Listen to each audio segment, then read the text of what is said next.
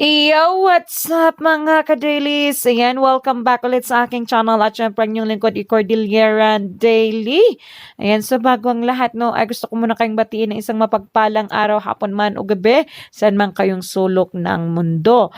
Sa video ito, no, ay ipapakita natin itong isang information at expose ni Karen Hudes na isang legal counsel ng Global Debt Facility.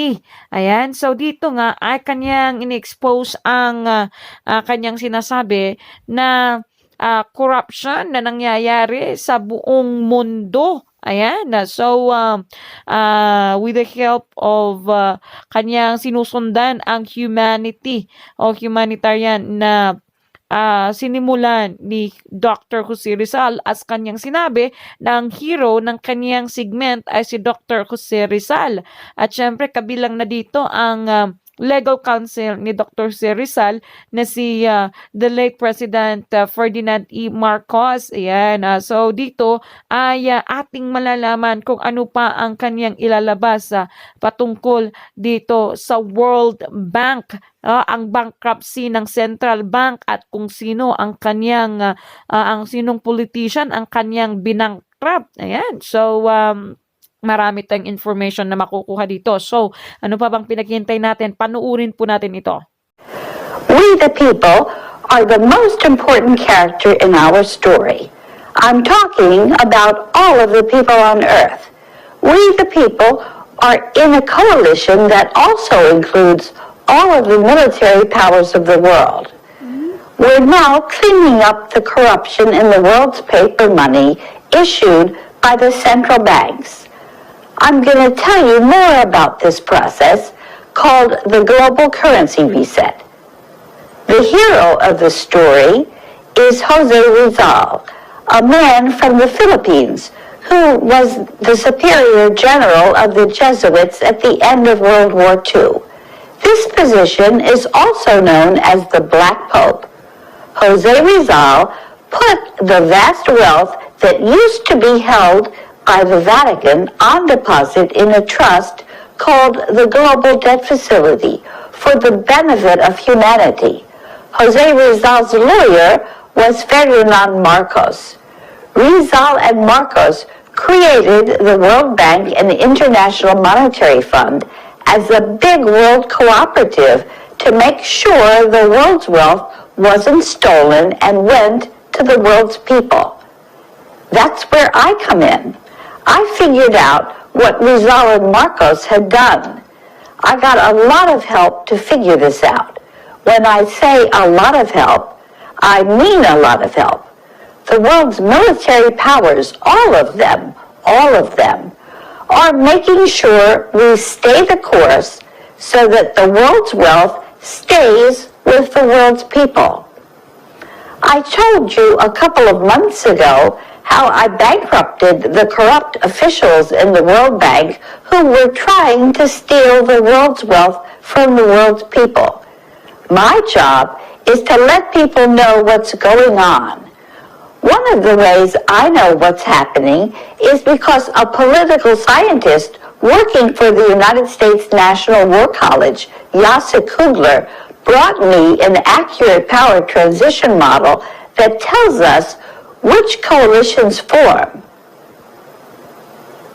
There's a group called the Black Nobility, which is descended from the pharaohs in Egypt, that is at the center of the central banks that have been exposing we the people, that I've been exposing to we the people. The Black Nobility is trying to hide, and they're trying to put the blame elsewhere. The way that the Black Nobility have managed to stay in power for more than 10,000 years is through our corrupt money system. It's a simple trick. Don't use real money, use fake money. Real money is gold or silver or anything valuable that can be used in a barter system to trade for something else that's valuable. Let me explain to you how I'm writing this story, because that is the heart of the story. An Egyptian lawyer, Ibrahim Shihada, hired me in the World Bank's legal department in 1986. I had written a paper at Yale Law School about the coalition of developing countries called the Group of 77. I've been learning from all of the whistleblowers of the world about our story. The way I knew what to tell you this morning when I was writing the teleprompter was by reading from what people had posted in my social media. And you'll see in the teleprompter what the posts were. And then somebody had posted an old tweet from, I guess it was 5 years ago, Vladimir Putin, a Teutonic Knight, a branch of the Templars. And then I'm telling you about when the banking cartel recently hacked my website, and I tweeted about that. I'm trying to put it back up. And this is a serious thing because the contact page on my website is one of the ways that you contact me. So I'm going to work very hard to get that up and running again. The banking cartel thinks it owns the world, and it broke a link where I said the rest of us don't accept their corruption, and we are stronger. It's up to us to own up to the actual reality that we're living in. And there was a picture there in that tweet that showed you that the District of Columbia was engineered to be actually a military dictatorship. And the United States Constitution is not in effect. And then I referred to somebody named Angelise Levacy, who made a comment in one of the archives for YouTube. And that comment, she was going to make a crisis with us, that we were actually going to have a crisis and a direct confrontation with the banking cartel. And I said, no, we really shouldn't do that. I got some advice from one of the listeners who wrote me and said, no, we really should not have a direct confrontation. We should leave things the way they are now, that we can show the banking cartel when they're making mistakes. We can make evidence of this, and people can see. So, for example, when the banking cartel attacks my website, people see, well, yes, there must be something that that lady's saying or doing that would make them attack her. And the main thing is about the corruption in the world's money. The private central banks, they don't have any gold. That's because most of the gold is in the global debt facility. And then if you can stop scrolling, I'm going to explain about how our money system works. Money is based on debt. The central banks are promising to pay money, and they're issuing paper which is traded for goods and services that do have value, and it's only because people agree that paper money is worth something that they're able to issue this currency. But the fact of the matter is we've given them the right to issue the currency. And if they were required to put gold, real gold, in the currency, which is what we're going to do in the global currency reset, then they wouldn't be able to bribe politicians with their fake paper money. And that's the basis of all of their corruption. And one of the things that Jose Rizal did, this is his genius. What he did was he went around to the royalty at the time in the 1930s, and what he did was he convinced them that he should be their agent, because what the royalty had done was right between the World War I and World War II, people explained that their gold was not safe. It was going to be stolen from them. And if the people, the royalty, would give up their gold, they would get bonds from the Federal Reserve that would pay interest. And so the royalty agreed, and they took they sold their gold. And so the Fed issued all these bonds. They're called Treaty of Versailles bonds, and they carried interest. And what happened is Jose Rizal convinced the royalty, most of them, to assign these bonds to him. He was their agent. And he then put those bonds in the global debt facility. And there are $270 trillion worth of bonds, and they carried interest. And that interest has been compounding. So between the 1930s and now, those bonds are worth over $2 quadrillion. And they're in the global debt facility. Now, I'm the lawyer for the global debt facility, so what I did was I took that $2 quadrillion worth of debt bonds issued by the Fed, and I recorded that in all of the states where there are branch offices of the Fed. And that's on behalf of humanity. So now all of the central banks are bankrupt, and we're going to wind them down. That's what we're going to do. That's what we should do, because the gold is with us, the people in the global debt facility. That's what the World Bank and International Monetary Fund were created for. And what I did a couple of months ago, and you saw it because I circulated the documents, was I went to some of the corrupt officials at the World Bank, and I gave them the opportunity to deny whether what I said was true. And they can't deny it because it happens to be true. And so they went into default, and they're now bankrupt. And one of these officials is the chair of the Development Committee.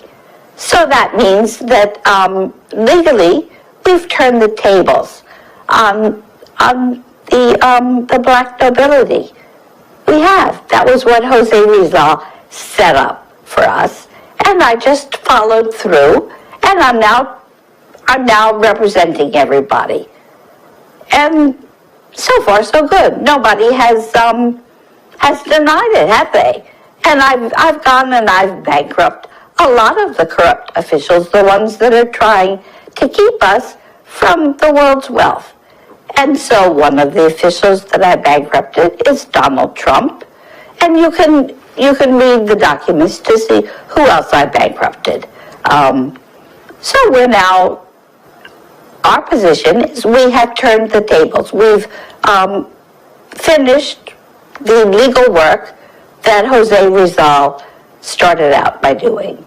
And what I did is I offered to all of the people in all of the governments, I offered to exchange the currency, the paper currency, for real, for currency that has gold in it. And there's a form of currency called aurum, where it's a plastic envelope. You press the gold very thin, and the face amount of the bill has that value of gold in it. So that offer, I wrote the letters in 2015 to all of the governments, and I've got copies of these letters, which I've posted, or I think that's what I'll do when in next week when we post this video. I'll put a copy of all of that correspondence. And what's going to happen eventually, and this is 90 to 95% likely, is we're going to negotiate the agreements with all of the countries. And we're not going to just immediately exchange the currency from the central banks for this currency that has gold. We're going to have one intermediate step, because you know that there's too much currency right now. There's too much paper issued with a quantitative easing, etc. And a lot of crooks have earned money through trafficking and whatnot. So we're not going to exchange all of the currency issued by the central banks for currency that has gold. And the intermediate step, we're going to exchange the currency from the banking, the central banks, for currency issued by the real governments. And it's going to be up to each country and their people to figure out how to get their government exchanged from the corporation that it now is. And there are a lot of people, if you look into the comments section in YouTube, you'll see that there are a lot of people that understand that this is the situation, the corruption that we're now in. That's the actual reality. But unfortunately, in addition to this problem that we have about the corruption in the money, we have all kinds of other problems that are very difficult to resolve. And one of the ones that's the most difficult to resolve is what's going on in the Middle East. And so that's when I say that we have to sequence, which is to say we have to get rid of the corruption in the world's money, which is just that's something that can be done through accounting. And there are people who are saying, well, are we going to have to wait for the governments to be reconstituted? No, we certainly don't have to wait. We do have to make sure that the gold isn't going to go missing and that the mints can be relied on. But that's going to be something that the people in the individual countries are going to be working on to see that they can hold their mint to account. And one of the documents that I circulated is a question whether we're going to require each individual country to have its own separate contract with a mint, or whether we want to have one mint that's going to be working for all of the, or a number of countries. So we have a lot of open questions that we have to answer during the global currency reset. And we don't have to all work, each country doesn't have to be held hostage until all of the countries are ready. So we can have individual countries when they're ready to go in to take things on. So there are countries which are smaller, islands, etc. And there are also some countries that don't belong to the World Bank, like Taiwan. But there's no reason why a country has to belong to the World Bank in order to get its share of the world's wealth. So, and I'm going to be discussing with everybody how we're going to proceed. This is going to be up to us now. And the reason why I'm very optimistic that we're going to manage is because all of the world's militaries are in on this. Now, I'm not talking about the Knights of Malta. I'm not talking about the brass, but I'm talking about the troops. So when I said I was going to talk a little bit about that first clip, you can see that if you're in the military and you know that somebody tried to nuke your country, which is what that clip shows you, what we found out is somebody turned off the seismograph records in the United States, and then they detonated a nuclear device in the sea. They refused to drop it on Charleston, which is what the banking cartel had planned. So there were already people in the military who understood that they were working for the people in their country and they weren't working for the banking cartel. So we've had a huge shift already, and we're now in an equilibrium. But we have to finish the job, which is to say the people have got to change their governments to legal governments. And there's no rush whatsoever. We're in peace, and that's where we are. And we're going to all find out how we progress, because as I've said in the teleprompter, we're all in this together, and we really all are our brother's keepers. So that's what the global currency reset is, and it's an equilibrium. You notice, for example, that Donald Trump is not the commander-in-chief, and when I've said that he's not the commander-in-chief, he doesn't correct me, does he? And what I've mentioned to you is, that he really is aware of everything I'm saying. And his lawyer put letters from me on his desk during the primary. So, yeah, Donald Trump is just a big faker, and all of the politicians, they're just there to bamboozle you, and all of the universities as well. They're not dealing with me, are they? Now, it took me a long time, actually, to get into this situation, because I started out believing that the universities were what they said they were, that they were institutions of learning. I didn't understand that what Moscow State University had published and what the implications were. And if you go back and look at the archives on YouTube of our show, you'll see that there are any number of things that just can't be explained, like all of the cities off the coasts of the oceans. How are you going to explain that? It really does need an explanation of some sort. And just hiding the truth, the easiest way to tell that there's obviously some kind of substance here is when the banking cartel breaks my website, or when I'm on the internet and they can't keep me off. And there's been any number of times that the banking cartel has backed off.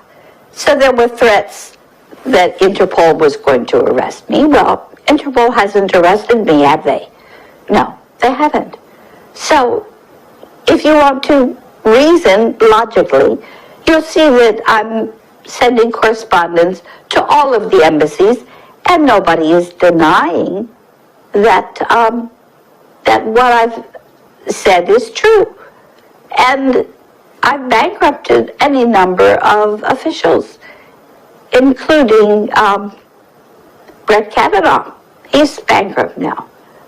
You can see the times that I sent him correspondence and the times that he refused to answer. So I guess the assignment that you have is to look at what the papers are that I circulate, and to see if you can find any way to argue against the logic. Because this really is logical. All of it. Everything that I say is logical. And I'm not saying that I haven't made mistakes, but when I make mistakes, I do acknowledge it. So we're dealing with explanations here. And if you have questions, I will answer them. That's my job, because my job is to convince you of what the actual reality is. I want to thank you for listening to another segment. We are stuck in a cycle of repetitions until we learn that we must learn from one another.